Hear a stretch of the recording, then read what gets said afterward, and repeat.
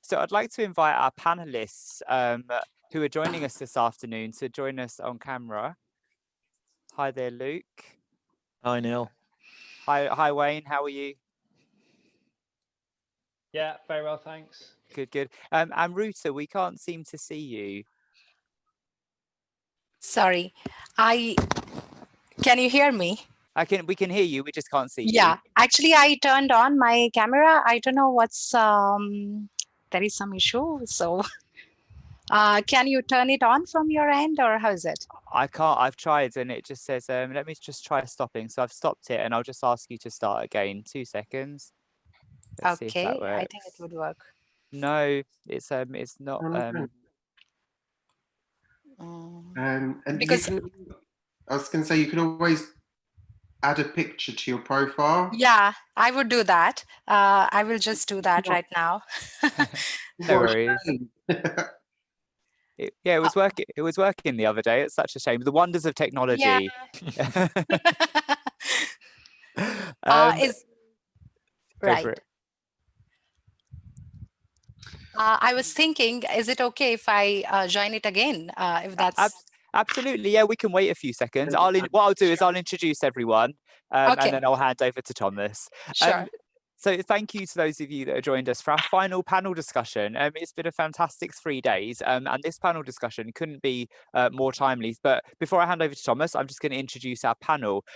So joining us shortly, we'll have Amruta Kshemkalyani. Amruta is the founder of the Sustainability Tribe and the Zero Waste UAE Social Initiative, and she's joining us from the UAE.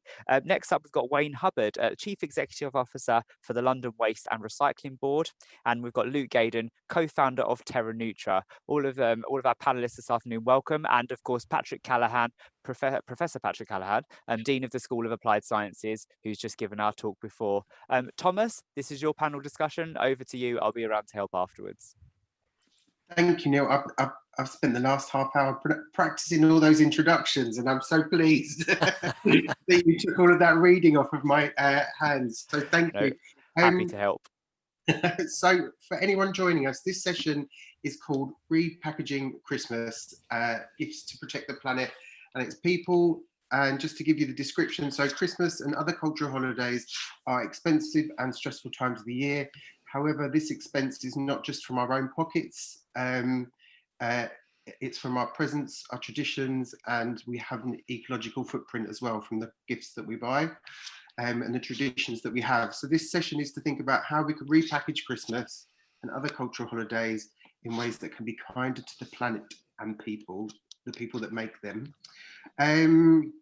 So Neil's done lovely introductions there, but I always think that there's no better person than yourself to say what it is that you do. So I'm going to give you like 1 minute, 2 max, just to do your like elevator pitch so people know who you are and what you can do. I was going to come to Amruta first. If you can take your microphone off mute, we'd love to, yeah, if you could let us all know what you're doing out there in the UAE. Sure. Hello, everyone. It's evening for me, so good evening. I'm Amruta Kshemkalyani. I'm a sustainability professional and founder of Sustainability Tribe. I'm basically, I have started working in sustainable built environment around 13 years back, and that's my primary expertise.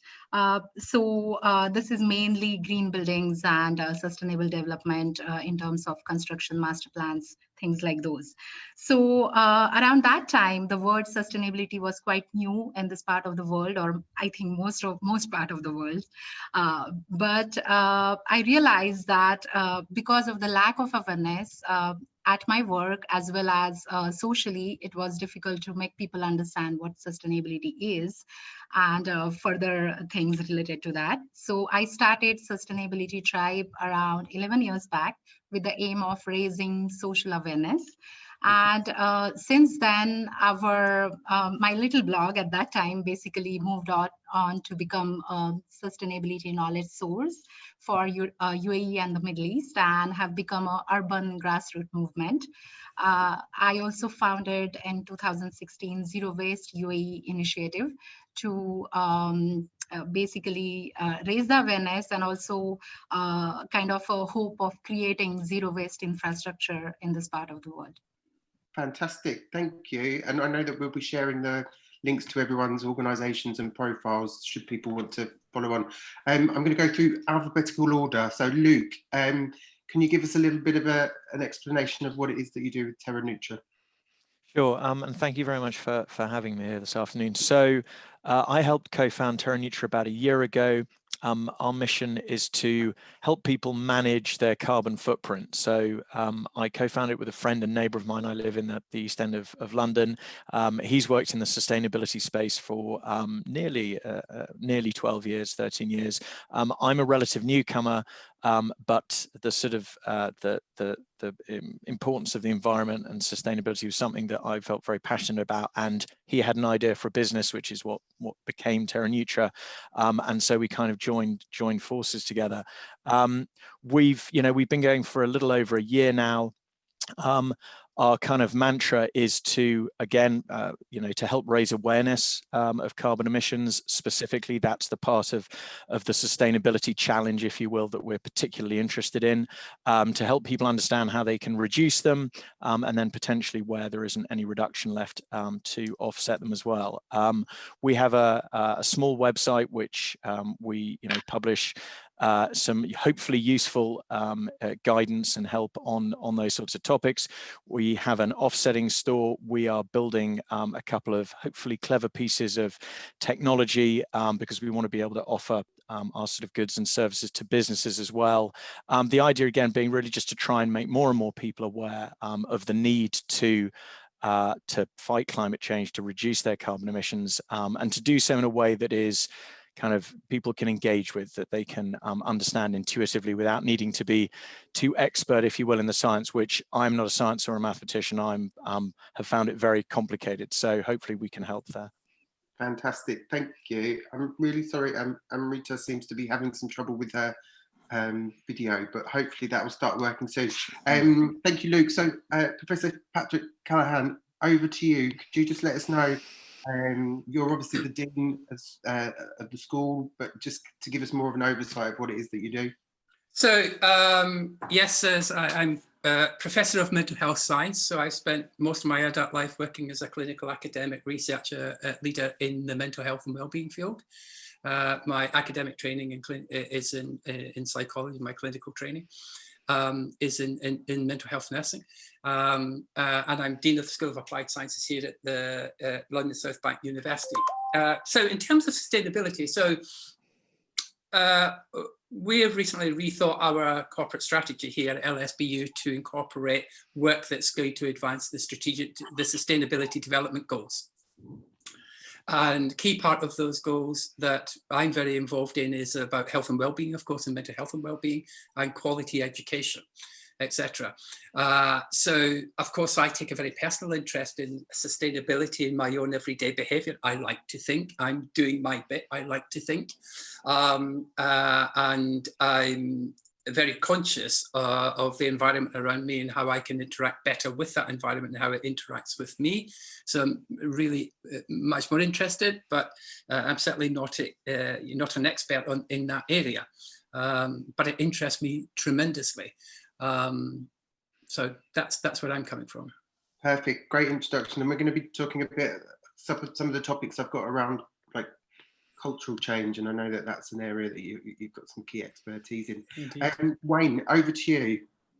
Oh, hi, Thomas, thanks. Yeah, I'm Wayne Hubbard. I'm the Chief Executive Officer of an organisation called the London Waste and Recycling Board, which is a partnership of the Mayor of London and London's 32 boroughs in the City of London. We have two main parts to what we do. We support London boroughs to increase recycling and reduce waste, so very practical support. But we also have a second stream of work around promoting and accelerating the development of a circular economy in London. And our business plan links that directly. Actually, all of our activities are linked in our business plan directly to help achieve the impact of maintaining climate change to a climate safe 1.5 degrees C. And we particularly want to raise awareness of the issues around consumption-based emissions and cities' contribution to consumption-based emissions. Maybe we'll talk about this later, but harder to abate emissions that require behaviour change. Fantastic. Thank you. All really brilliant and succinct introductions. So basically, how the rest of this session is going to work. I've come up with 5 themes or topics that I was going to kickstart the conversation with. Then we'll move on to the audience and let them ask you all questions that they've had that come from the session.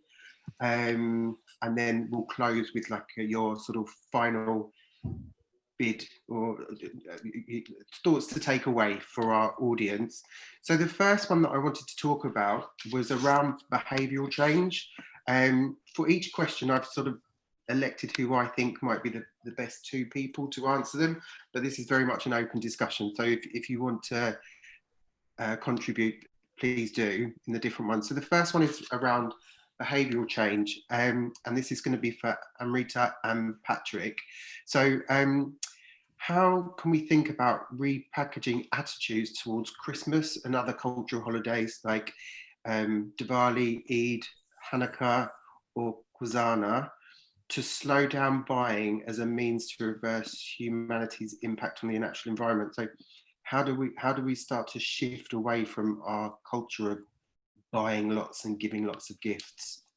So yeah, over to you, Amruta. Sorry about the photo. I'll fix that during the course.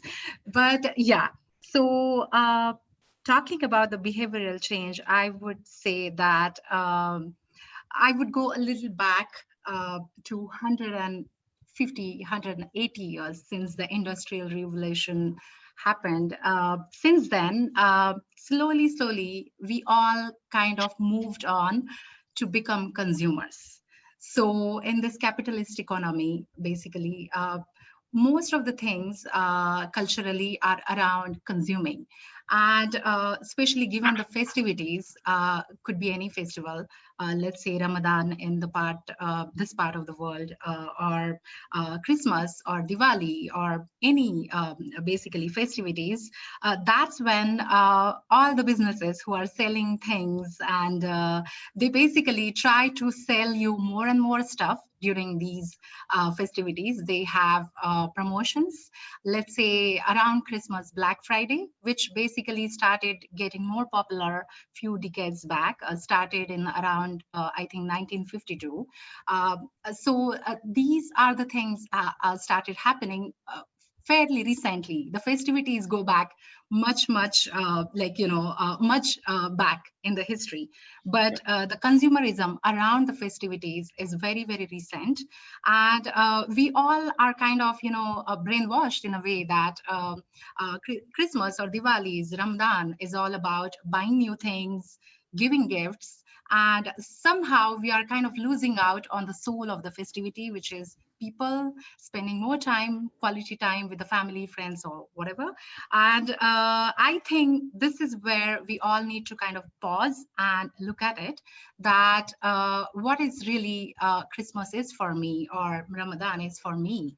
What do I take away from that? And instead of getting affected by that constant bombardment of sale and promotions, what really I can focus on? Or if this is really another thing is gifting is very, very important part. I do agree. We all love to receive gifts and give gifts, but how sustainable we could be in terms of giving gifts.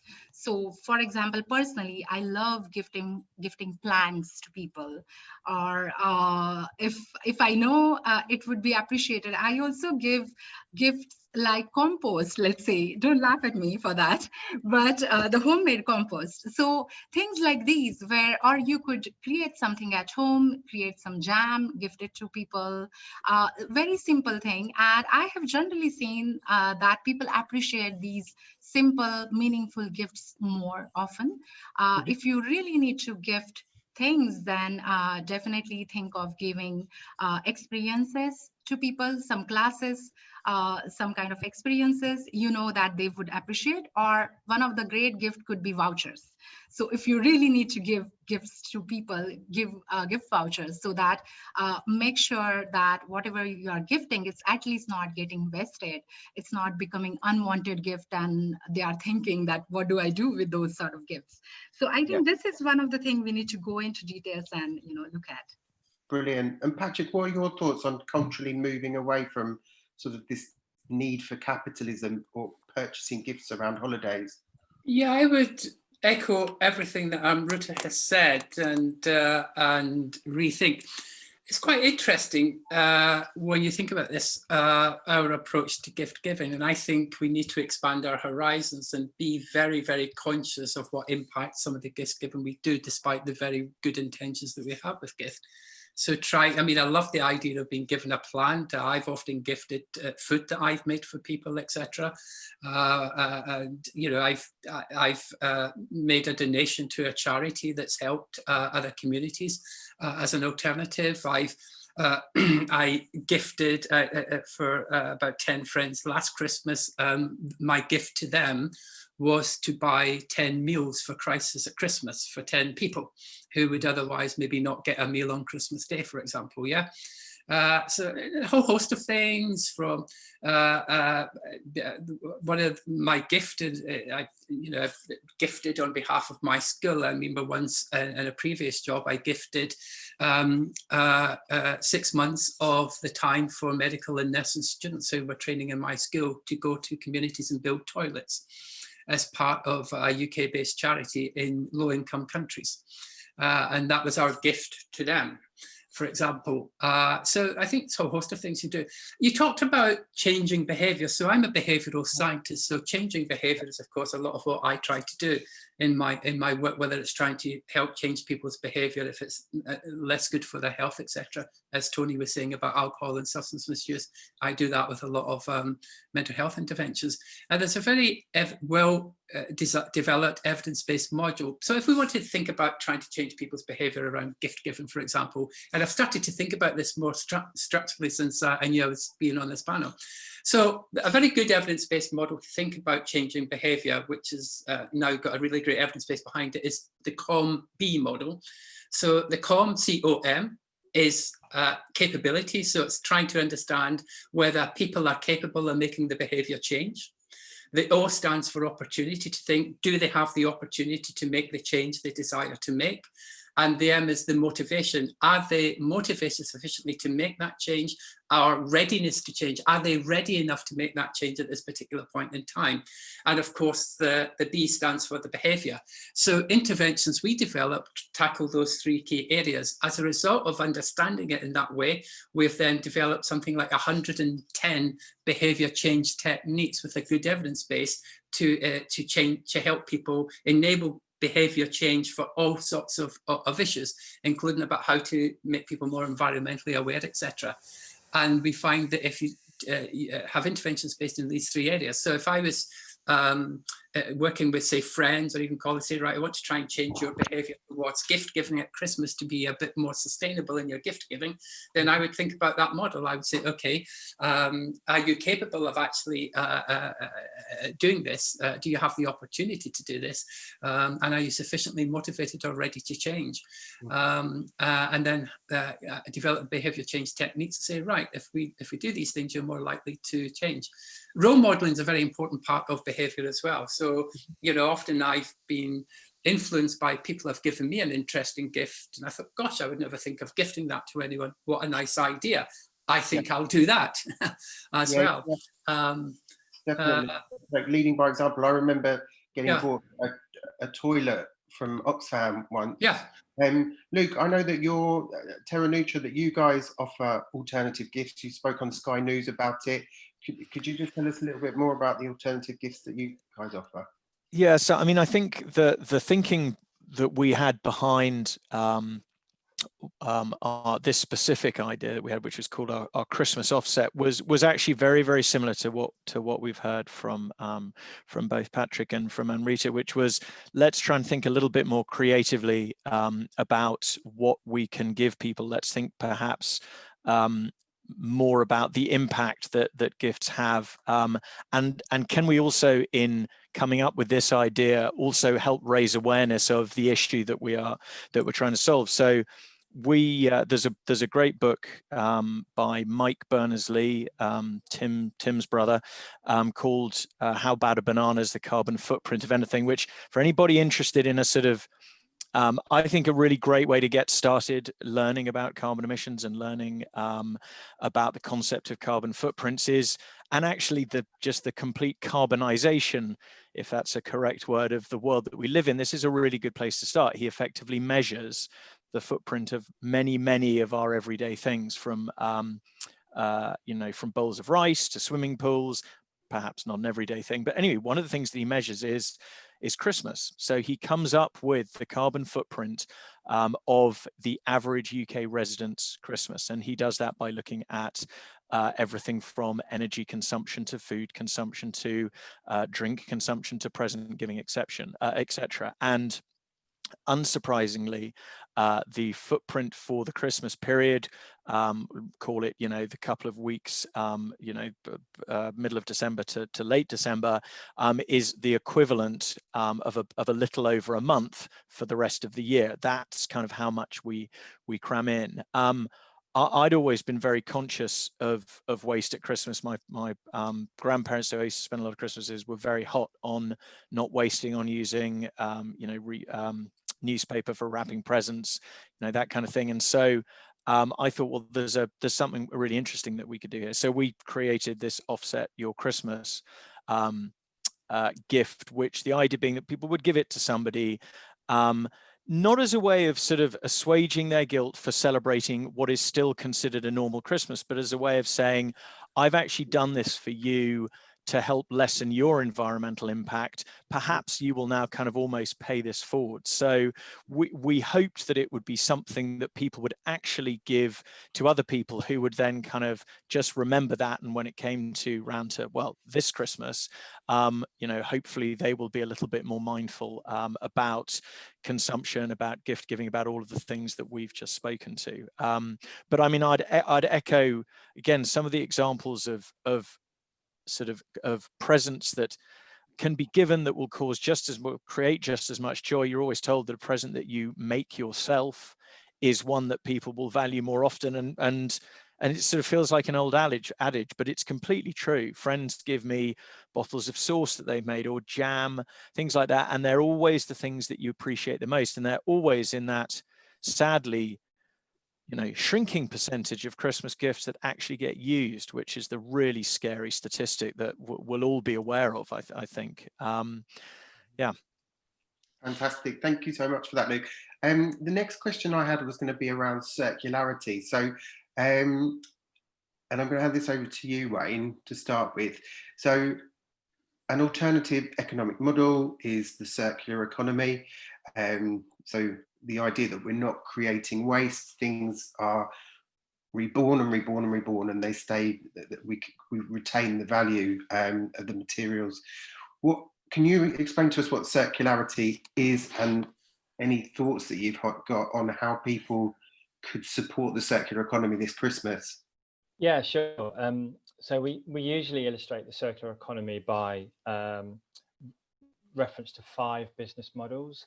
Mm-hmm. So in this case, it's as if you are making stuff, okay? You're making a product or a service. Then we tend to say, make that thing from recycled material or make it recyclable. And then the other 3 business models are leasing, design for durability, leasing, design for durability, and product as a service. Mm-hmm. Oh, sorry, sharing. So sharing, leasing, and product as a service. So any of those business models are essentially the circular economy. And if you apply that to Christmas, if you like, you could start to think about gifting in that context. So there are in London, there are businesses that rent clothes, for example. So you could have a voucher for a clothes rental scheme. Or you can have peer-to-peer rental. So there's a business we support called The New Wardrobe, and you can put your own clothes up for rental, and you could rent somebody else's or share somebody else's clothes. So you could get a subscription to a service. In this case, it would be clothing, or it could be a subscription to a music streaming service, or a video streaming service. They're all part of the circular economy. You know, there's many different examples, I think, of that kind of stuff. You can rent a Christmas tree. So, you know, there's London Christmas tree rentals. You can say, you know, you can do all this kind of stuff now. So that's what basically the difference, I think, between traditional sustainability and a circular economy are these innovative business models. They're essentially common sense around reducing waste and increasing recycling. I think the big difference is the successful ones are demand driven. It's because people want to access those services, and that kind of helps us with that behavioural change element. It helps with the M on the COM-B model. Fantastic. And just you talking there about Christmas trees, I always think we go on about deforestation. You think how many trees are cut down at Christmas to sit in front rooms, and then they're just littered across the streets for the binman to come and collect at some point, and they're just an eyesore and you have to walk around. So yeah, I think things like those traditions as well, and not just gifts, thinking about ways that yes, you can still have the tree, but you're just renting it and someone looks after it for the rest of the year. Yeah, I mean, we would also promote, you know, repair and skills. So, you know, going on to what Amruta said, you know, why not give someone the experience of a sewing workshop or a bike repair workshop? Or why not get a piece of clothing, a valued piece of clothing repaired for that person? You know, or if you're going to buy clothing, buy something like Patagonia or Finisterre, where they have repair services. You know, ultimately the best and most sustainable piece of clothing is the clothing that's in your wardrobe, you know, so make that last longer. I guess there's lots of things we can be doing that aren't kind of po-faced. And, you know, hair shirt, don't buy a hair shirt, don't get that repaired. Maybe you can get a nice silk shirt repaired. Yeah, I'm going to sound awfully middle class here, but I subscribe to the London Review of Books, and there's an advert every month in here, and it's from a French rock singer who's offering to write a song for your loved one or friend and come to your house and sing it to them. I just think that's a wonderful gift to give, potentially. Well, you know what you're getting for Christmas this year. Yes, well, yes, quite. I was just amused. I was very, very amused. I said to my partner, I think I've got the ideal gift for you. So this French rock singer is going to come and sing the song that he's written. So you tell them about your partner, your loved one, or your friend, and he writes this song and comes and sings it for them. I love it. That sounds fantastic. I was slightly frightened, Patrick, that you were suddenly going to burst into song then. That would not be a gift to anyone, I can assure you. Fantastic.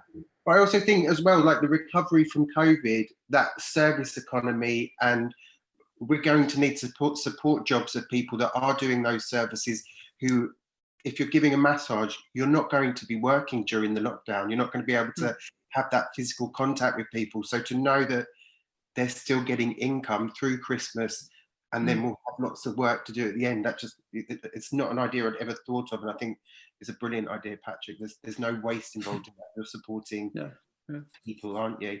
The next one I had was around net zero holidays. So how can we as individuals make choices to reduce our carbon emissions during cultural holidays?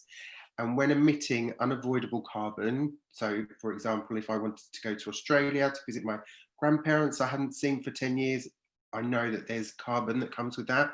How can I look at offsetting? So I'm going to open those both to Luke and Amruta, looking at net zero options. Do you want to go first, Luke? Although I can't, it doesn't say you're on mute, but I can't hear you for some reason. No. Should I go first? Oh, there we go. Oh, sorry. Am I back? Sorry, I somehow found the mute button on my headphone by chance. So it's very difficult to to say to somebody who lives in a country where their parents or their loved ones live in another country that you can only get to by flying, that and maybe they haven't seen them for the rest of that year or for a long period of time, that it's wrong to go and see them at Christmas, which is a time for families. When there are these instances, you do need to fly, for instance, or indeed you need to travel at all. The two best things that you can do are choose the least sort of carbon emitting form of transport, which if you're flying is not really, there's not really a huge amount of choice there. And you can fly with, you can either fly with an airline that gives you the opportunity when you are buying your ticket to offset the emissions of that flight. You will eventually find that option. It's right at the end of a very painful and tortuous booking process, which always really riles me, because if they were really serious about it, they'd put it right at the front. If they're really serious about it, they probably wouldn't ask you at all. They'd just say, by the way, we have offset the carbon emissions of this flight. But that's not where it is. So you need to get right to the end. It is less. There are less emissions from flying, I'm afraid, in the back of the plane as opposed to the front of the plane. So because fewer people in a larger amount of space, when you average it all out across all of the passengers, equals a higher footprint. So again, if you wanted to be conscious, you should sort of travel in the back of the plane. But I think offsetting for flights is really your only option. One thing I would say about air travel, which is one of the reasons that I was initially wanted to work with TerraNutra and was particularly concerned about carbon emissions, is that in my previous career, I've racked up about 313,000 air miles.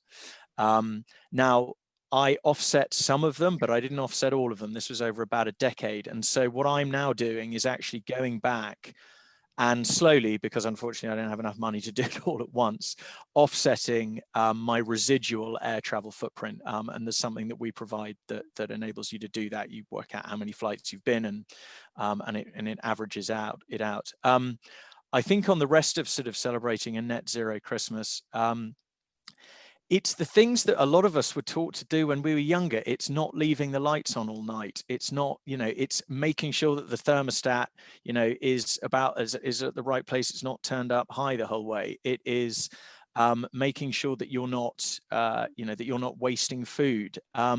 It's very much going back to the kind of the lessons that that a lot of us of a certain age, I should say, were taught when we were younger, but which have been, slightly replaced, or I think slightly overshone by a more consumerist perspective, where not necessarily excess. It's not about excess for everyone, but there's certainly, I think, a less care, should we say, less care about conservation, less care about being less wasteful. So I think just being careful and being conscious of what it is that you're doing and how you're doing it, and you will actually be, you'll be on the way to net zero just by starting to do that. Brilliant, fantastic, thank you. Amruta, over to you. What are your thoughts on net zero holidays? So now talking about making Christmas net zero. So actually, Luke has covered so beautifully about offsetting and transport. So I won't be talking about that at all.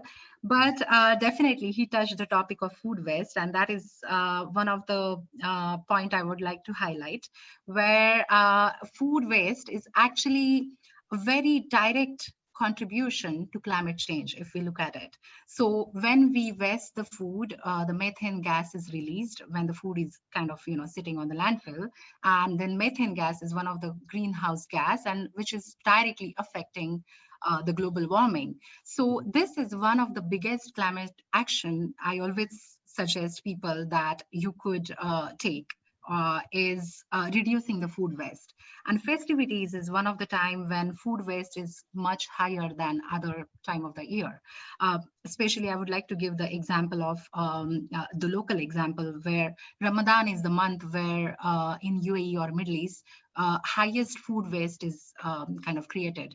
And because people are expecting a lot of, friends and family, and they want to have enough food or maybe more than enough food. But it's very important to be mindful about the food during the festivities. I would highly recommend that try to have as much plant-based food, as much local seasonal food. So it is basically helping us to reduce the carbon emission, as well as, it also helps in terms of wellness, because we all talk about how do we put on a little bit weight during the festivities. So why not to be mindful, help environment, help yourself, help your health. So be mindful about that. So food habits and food waste is very, very important. Other smaller things is like try to use as much LED lights, solar lights possible for the decoration. For the Christmas tree, if you could have alternate Christmas tree. So one of the thing I would suggest, for example, if we are celebrating Christmas in Dubai, how feasible it is to actually have the Christmas tree transported from all the way to some farther place. So why not to create your own alternate Christmas tree? These are some of the suggestions I would say where we could try to reduce the impact, negative impact, and try to have near net zero. I won't say complete net zero. And one of the important thing is reducing waste, all kind of waste. So smaller example is when you are giving gift, and you could always try to have gift wrapping, Japanese gift wrapping method, which is called furoshiki. They use the cloth to wrap the gift instead of using the paper, the laminated glossy paper, which you cannot really recycle because it has the plastic thing on it. So yeah, these are some of the examples. So many ideas. Yeah, brilliant. And when you was talking about Ramadan and Eid, I guess that there's almost food offsetting, isn't there? That you're not eating for a whole month or fasting in the day, but we still want to actually during the Ramadan, people don't eat from sunrise to sunset, and they eat afterward. And so you could eat from sunset to sunrise, and definitely the health also affect because you are not used to fasting, then you eat too much. So that's why I mentioned the food waste is really related to your health as well. Brilliant. Wayne, just on food waste, so what percent, do you know what percentage of food is recycled or collected through from in London? Do you have the figures on that? So thank you, Anne-Marie, on those answers. What I can say is that pretty much every London borough now offers some kind of food collection. There are a few exceptions. I'm not sure of the number, but London's, I think it's about 20% of the waste stream. It's a significant amount of the waste stream.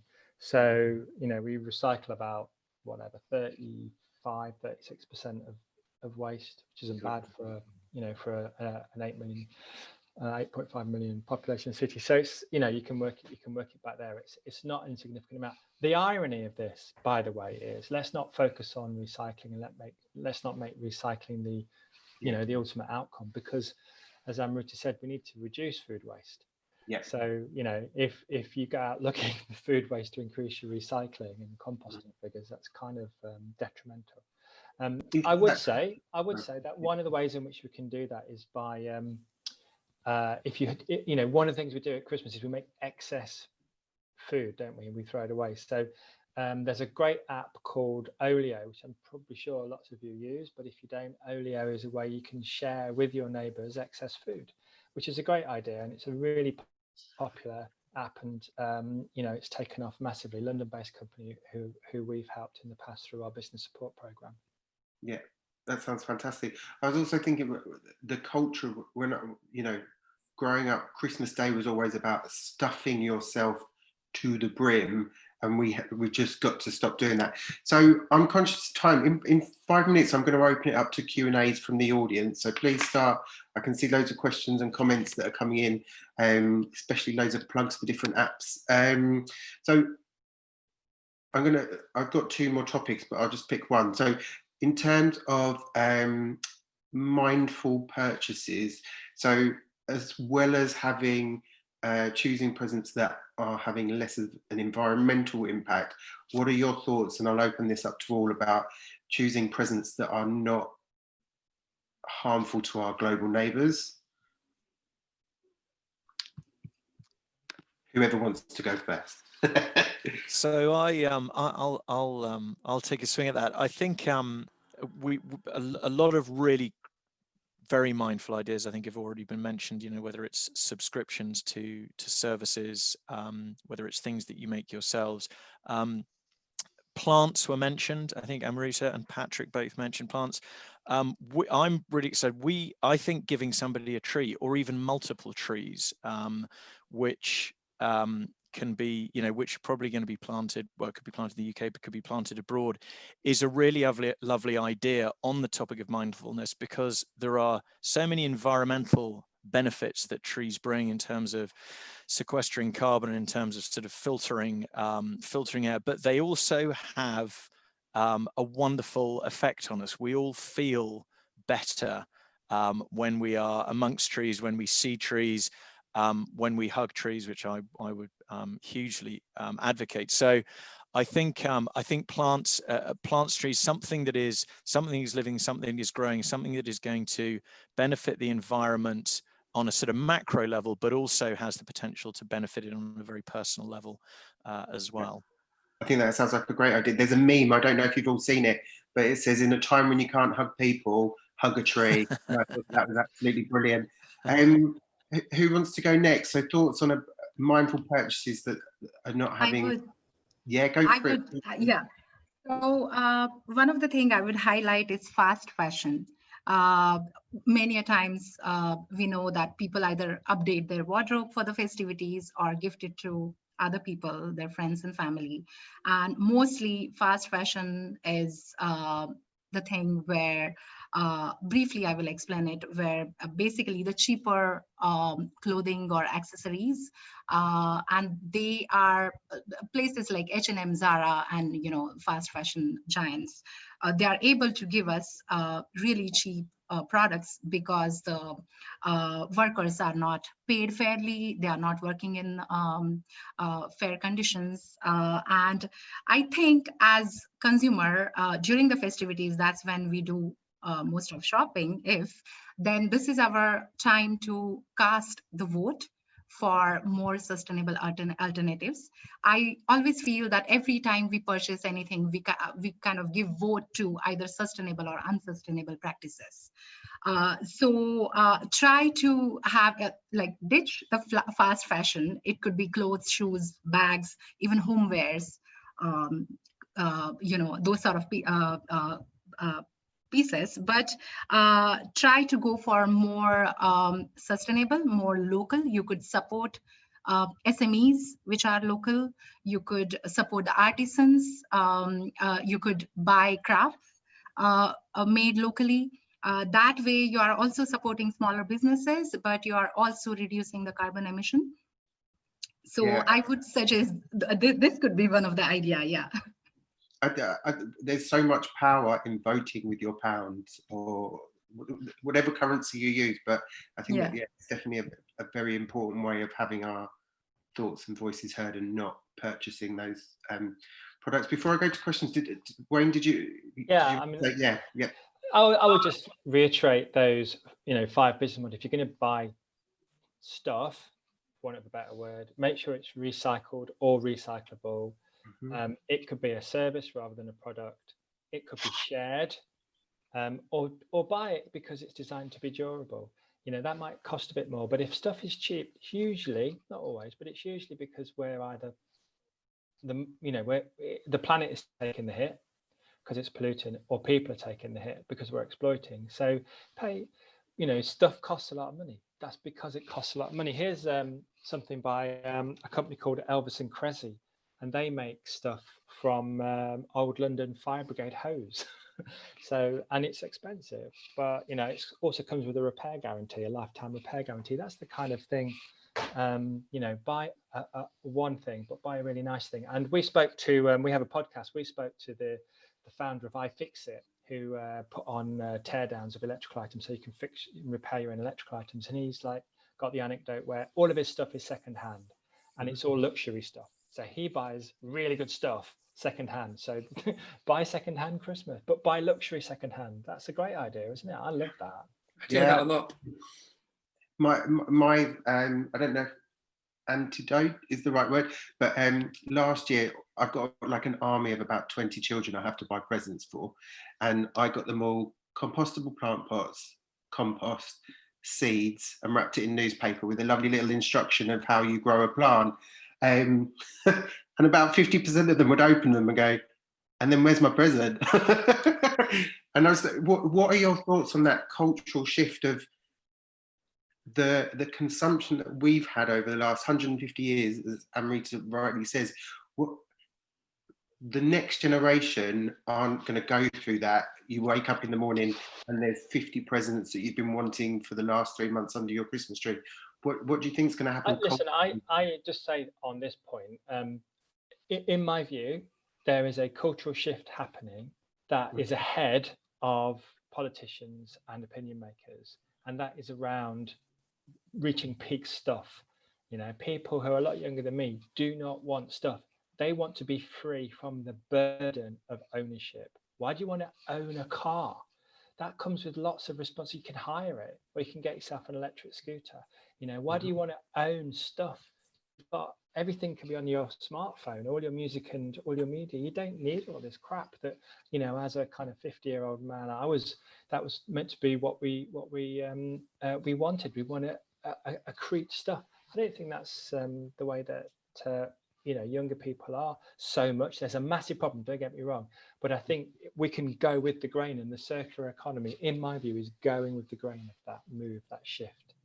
Yeah, fantastic. Right, I'm going to go to add, sorry, I would like to add one point here, is how we are talking about this conscious consumption. I think one of the things we all should do is we should involve our kids in that. Because you were asking about what do we see in future, and I've seen personally that kids are more open-minded. They are not really carrying you know, too many baggage, and we should really include our kids in this conscious consumption decision, even buying gift for them, maybe giving options of you know, experiences, like, do you want to have these classes, or do you want to have this experience or this thing? And I think we definitely need to include the future generation, and that way it would be easier to create that demand for circular economy, where we can educate them about impact on environment and society of this overconsumption. So I think this is definitely one thing we could do. Definitely. I hope Santa gets lots of letters this year to Lapland saying, I don't need anything this year, actually, I'm all right. Send them by text. Yeah, absolutely. Text them. So yeah, I've got one here. It says, not a question but a comment. Thanks, Amruta, but just to add your comment about Ramadan and food wastage that you have experienced in the UAE. I've noticed that in Ramadan people tend to share food with those less fortunate than themselves and give to charities as well. So I don't know what your thoughts are. Correct. Yes. Yeah. Absolutely. And we have a very, very fantastic initiative going on in UAE. Is we call it Ramadan Sharing Free Juice. So this is definitely the month of charity, and it's really beautiful to see how people are sharing so much with unprivileged people. So this initiative, which is Ramadan Fridge Sharing, very popular. I think many bigger medias cover them internationally. So the fridges are outside the buildings, villas, and we people, like anybody, could contribute to it. So you could basically give, keep packaged food. I personally like to keep fruits like bananas, and because I want to avoid the West, bananas and oranges and things like those. And we have a lot of workers here. So basically the workers are, let's say, people like, cleaning people, domestic help, and those sort of people. They access the sharing fridge during the Ramadan. And that is definitely one beautiful initiative I would like to share here. Yeah. Yeah, fantastic. I can see in the chat box there's loads of suggestions of like people donate their time at Christmas to help with charitable causes, places that you can swap clothes, borrow clothes, rent clothes. So we'll definitely save all of that chat and share that with everyone.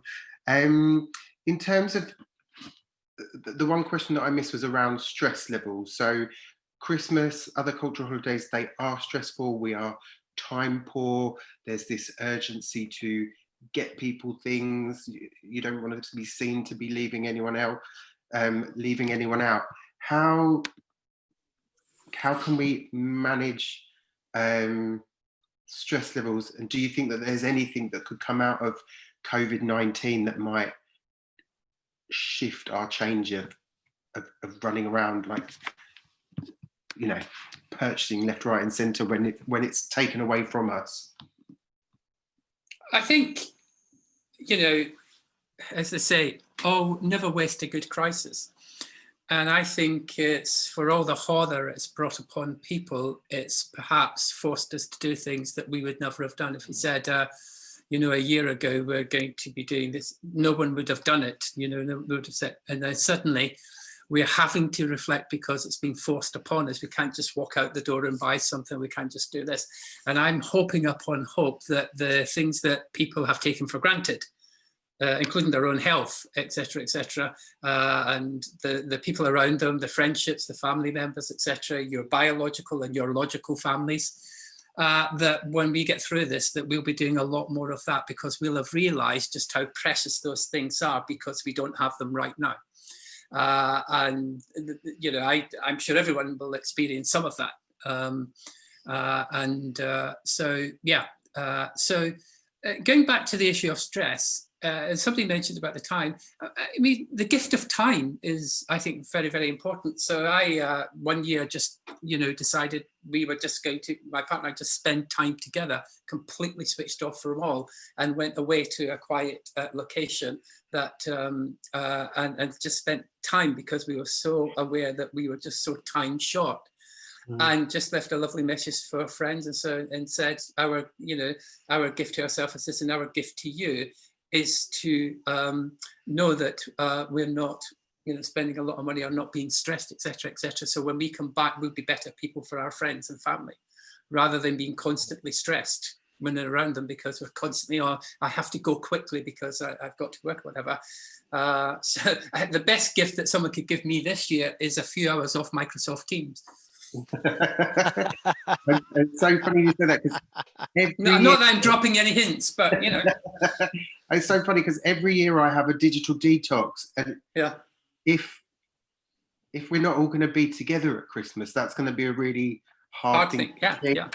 What I love what you've just said there is, you could almost say to someone, I promise you a whole day of my time, and we'll make time for that when we're out of this, and we will really start to see the value in that. Absolutely. Let's go for a massage together or something, and it's exactly. Yeah. Does anyone else have any thoughts on the stress? Luke, Yeah, I again, sort of coming on from what Patrick was saying, you hope, and I do believe that this year people will, when if you ask somebody today what they would want what they wanted for Christmas, I think most people would say we wanted to be with our families. We wanted to be able to spend time with them. Not that we wanted a particular present, but that would be the present that we want, because we've realized, because we've been forcibly separated, and maybe that is actually the most important thing. And so whether that realization, as it did during lockdown, when I think there was a for all of the horror that occurred, there was a reawakening of the joys of just spending quiet time with family, and that's, again, probably looking at it through maybe slightly rose-tinted spectacles, but you have to look for the good in these things as well. And so whether that acts as that sort of reset button, if I was being sort of a little bit more pragmatic about it, I'd say, well, you know, everybody's shopping online these days, so you don't really have to run around. Everything gets delivered to your door. But that's not it's not really the message that I want to be giving. I think the message is, you know, try and break that cycle by not putting yourself in the first place. And I feel like we have a good chance to do that this year, because that has been forced upon us almost. Yeah, absolutely. For me, there's a real worry about everyone suddenly shifting to online shopping, and just it's very, very easy, very easy, very convenient. You don't have to go anywhere. It doesn't, but it's a different kind of stress. It's, yeah, I know, it's not one that I'm comfortable with either. Yeah, I would definitely say what Luke talked about, the online shopping, that is actually a new danger in terms of overconsumption. I have seen, honestly, so many Amazon boxes coming to my neighborhood during this lockdown and after. And definitely, I think we should not move the shift of consumption from going and doing the like shopping in person, and instead of that doing online. So we should be definitely mindful about that. But like Patrick mentioned and Luke mentioned, definitely this year that because of this forceful social distancing and staying away from each other, I'm sure people have learned that it's not really, we shouldn't be stressing out too much about how perfect the Christmas decoration is, or how perfect the food we are preparing. Instead of that, how much you could spend time, quality time. And I'm very hopeful that people have learned that over this 2020. Yeah, and we can, I'm really hoping that we carry forward that feeling and don't forget over next few years when, we are managing the COVID problem, maybe. Yeah. Fantastic. Right, I've got a question coming here. What's on the top of all of your Christmas lists? What's your number one present that you would want for? Oh, what I would love, because one of the things I've missed more than anything this year is a night at the theatre. Booked all these theatre tickets, and just slowly but surely they've just all dissipated, and that. So I would love a night out to the theatre. Yeah, that would be my ideal gift. Was you watching that Andrew Lloyd Webber? He would have a week where he'd launch a recording of each of his shows. Yeah, you saw that in lockdown, but it's not the same thing. No, totally. but yeah, that's one of the things I've missed more than anything. Just that. I think I'd like there's a place in London that it's a bike shop that does City and Guilds bike training. So I could become a City and Guilds bike repair person. It costs £1,000, which is why I haven't done it.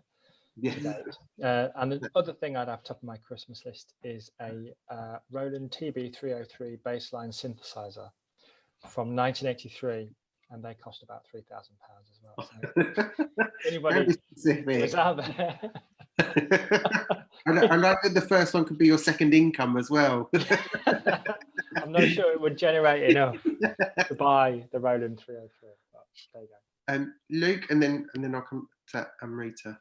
I just saw an article in the news recently that a vintage Star Wars toy collection found in a garage was sold at auction for sort of hundreds of thousands of pounds, and I was just browsing through it, and I was like, yeah, that one. Yeah, I'd like the vintage Star Wars toy collection. That's what I would really love. But this is the thing, I'm fascinated by the second-hand luxury, to the extent that I'm kind of thinking I'm mining all of the things I wanted when I was like 21. Totally, that were unachieved. Like, not only have I got more money now, but they're also damn sight cheaper. Brilliant. Amruta, what would be at the top of your wish list? Yeah, actually, I'm going to treat myself with secondhand shopping, like when mentioned. And we have actually just one beautiful secondhand shop in UAE. And yeah, I'm going to go there, buy a few clothes for me. And I really hope, generally we travel in December, meet our family, but we are not planning to travel. This is my secret wish, that I could see my family maybe. Yeah. Of course, I think we all feel the same. Before we do sort of your closing statements, which sounded very official, didn't it? Another question that's come in, what would be the one tradition that you would say to people if they're going to if they only feel that they can give up one this year? What do you feel is maybe the most environmentally damaging tradition that we have that people should think about just trying something different this year? That's you all right on the spot, isn't it? I mean, I could, there's, in my mind, there's no doubt about it that we need to eat less meat. So do more plant-based cooking, I'm afraid. And that's the big behavior change that we need to do. And again, I would say that people in general seem to be ahead of politicians who don't want to say that. But, you know, people seem to be leading more plant-based lives. But that, I think, for me, would plant and cheese. So eat less meat, eat less cheese. And Amruta, I think you had your hand up there, although we can't see you. Yes. I just had a Van already gave my answer. That is exactly what I was going to say. I had a feeling you were going to say that. So that's why I got him. Wayne tried to beat you to it. And the same meats and cheeses, or just no? I was going to go slightly more broadly with I don't know how you give it up, but food, I mean, food waste, if food waste was a country, I think it would be the third largest carbon emitter after China and the US. So I don't know how you give up food waste, but possibly by using oleo or whatever it is. But I think if you could give up that tradition, which is very much it's in a similar vein, I think, to Wayne and Amruta's point, that would be the one that I would prompt for. Food. I'm expecting to see everyone looking very skinny after Christmas. Patrick, I'm not saying that you're not skinny now, by the way. Yeah, not from the neck down. So again, I suppose, I mean, I was going to say, you know, just stop traveling, but very few people are probably going to travel over the Christmas tree dinner because they're being forced not to, because you see this massive vectors of cars on the road, etc., etc., etc. So that'd be one thing. I think making a commitment that we're not going to buy something for somebody and get creative, force ourselves to be very creative, but also bring joy to somebody, but be very, very creative and set the ground rules for what you're not going to do. Remember, we used to have those lucky dips at work. You'd say, right, you have to buy somebody a gift and it can't be more than £5 or something. And you say, oh gosh, you know, I don't, and then people got very creative. And I say, make a commitment to be creative and say, right, I'm not going to spend money on this. I'm going to think of something very creative that doesn't cost me anything other than the joy of that it's going to bring to somebody else. And the time of, you know, thinking time to think of the creative thing, and then the time to make it happen. Definitely. I think, and it's about having those conversations with people, isn't it? You know, I'm not buying you something, not because I don't love you any less, just because of course not. Yeah. we don't need more things. So I'm buying you nothing because I love you even more.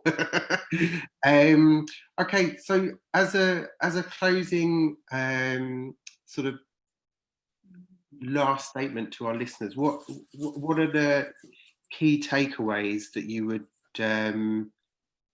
want our audience members to leave with? And again, I'll go in an alphabetical order because that's the easiest way to do it. So Amruta, what would be your sort of closing statements or last thoughts for our participants to take away? Yeah, so I already mentioned previously that we should be using our consumer power more to cast our vote. But to add further, I would say that we all need to educate ourselves about sustainability. That's going to be survival skill in the coming few years. So that is number one thing. And because we will take more education into sustainability, we would be more aware about what is authentic, sustainable, and what is greenwashed kind of thing. And after that, once we are more aware, each one of us can start taking simple efforts, one step at a time, you know, one effort for a day, for a month, and then build up from there so that we can move towards more sustainable lifestyle and get ready for the upcoming circular economy and that bigger steps, hopefully soon. Amazing. And Amruta, what your personal tips of how do you look out and how are you aware that something is greenwashing? Actually, greenwashing is basically it's kind of exaggeration of environmental commitment or social commitment, or sometimes even a fake kind of claim about it. So it's very necessary. So in terms of how do we spot it is don't just see the graphic or the marks that we are certified by this or something. Be more curious as a consumer. Try and find more, dig more information, ask more questions, reach out to brands, ask them if they are saying it's recycled, then ask them how much percentage, things like those. So that is how we could, we should be more vocal in terms of, and I wouldn't say that shame the brands. That's not a good idea. I don't believe in that. Just be more curious, use your consumer power, ask more questions. Yeah. Yeah, I like that. Don't just take face value of what they're saying, do a bit of background research. Luke, for you, what's your parting thoughts or for people to take away? So I think that it's possible to be to have a sustainable Christmas and to still have a happy Christmas and to still enjoy it. And I think it was I can't whether it was Patch. Somebody used the phrase "a hair shirt" earlier. Being sustainable, being mindful, being aware of your impact and the impact of the things that you're giving and the impact of your traditions doesn't mean not enjoying yourself. It doesn't mean getting the same enjoyment out of that period for you and for your families. It just means looking at it a little bit differently. I think there is a slight view that, in order to do it, it's like it's giving up a whole load of things, and the what comes out the other side is going to be dull and horrible and no fun, and that's not true. And some of the ideas that we've been sharing today about gifts that you can give, about different ways of doing things, are fantastic. They put a smile on people's faces, and so it would be disabuse yourself of this notion that you can celebrate a sustainable Christmas, but it won't be as much fun as it was when you weren't trying to do that. Yeah, absolutely. And just the conversations I had with my nan when I talk around sustainability, she's like, she lived through World War II. She said we didn't want or need for anything. We knew that we were going without when there was rations, but they were nonetheless happier. So I think that there's definitely things to remember and learn from that. Make do, mend, repair, re-love things and thinking about that. Yeah, completely. Those cultural shifts and having those conversations with people. Brilliant. Patrick, for yourself, what? Yes, sometimes this can be daunting, challenging, and can be such a big thing that it overwhelms us. We get overwhelmed because we can't think of the right thing to do. So for me, the key message is recognizing the importance of the small things that we can do. That will, and if we're all doing these little small things, they don't have to be grand gestures, but some simple little things. And if we're all doing them across the world, then, small change, huge impact. And don't beat yourself up about whether you're doing enough or not. Make a commitment to do one small thing. And if everyone makes that commitment, then before you know it, we're bringing about significant change. Yeah, definitely. I think I've mentioned this twice now, but having those conversations with people is what normalizes it and allows people to understand.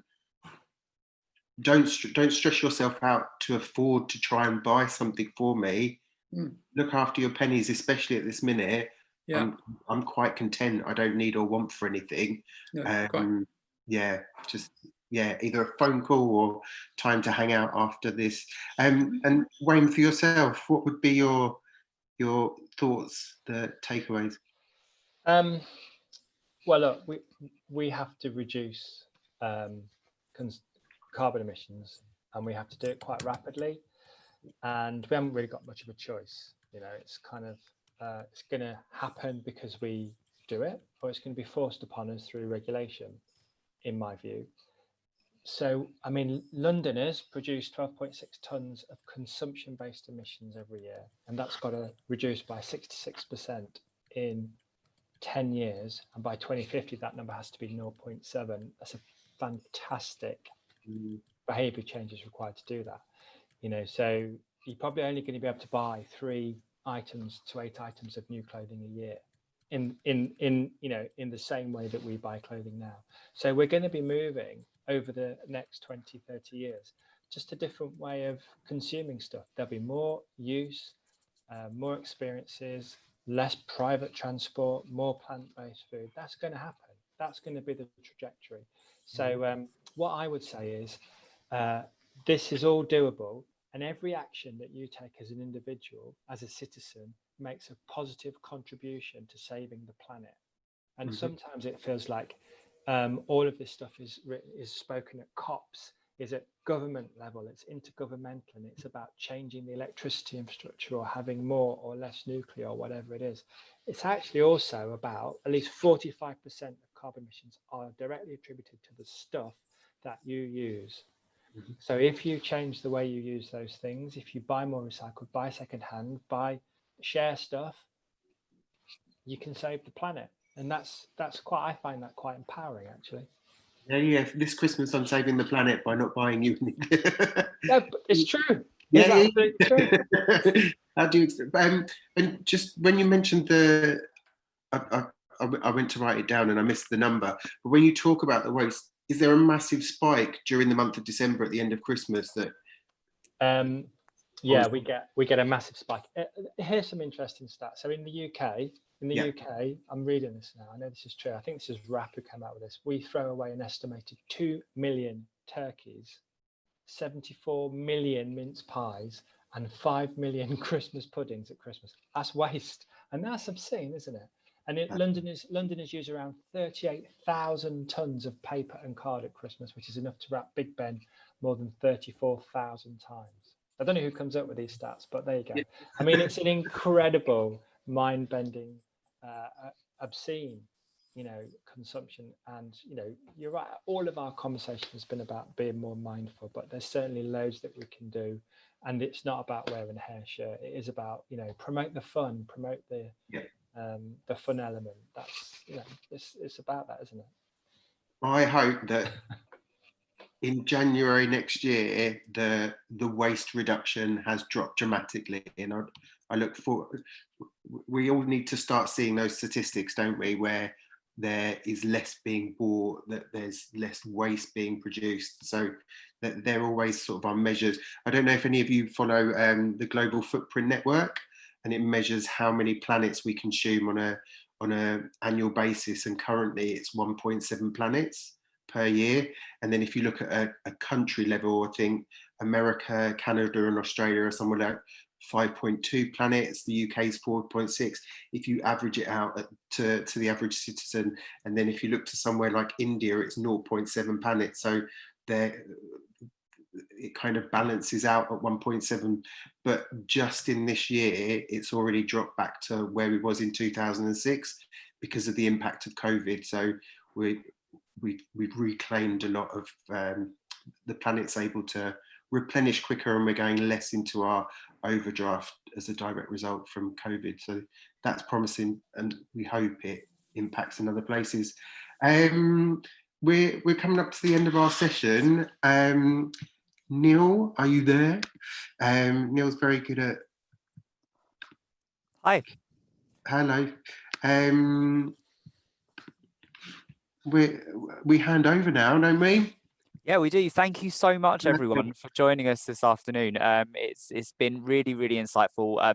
From the engagement from our audience, they've really taken on board kind of everything you've said, and the conference is about practical takeaways and mythbusters, and this panel session has really kind of encapsulated that. So thank you so much for bringing your insight, expertise, passion, honesty, and energy to this afternoon. Thank you.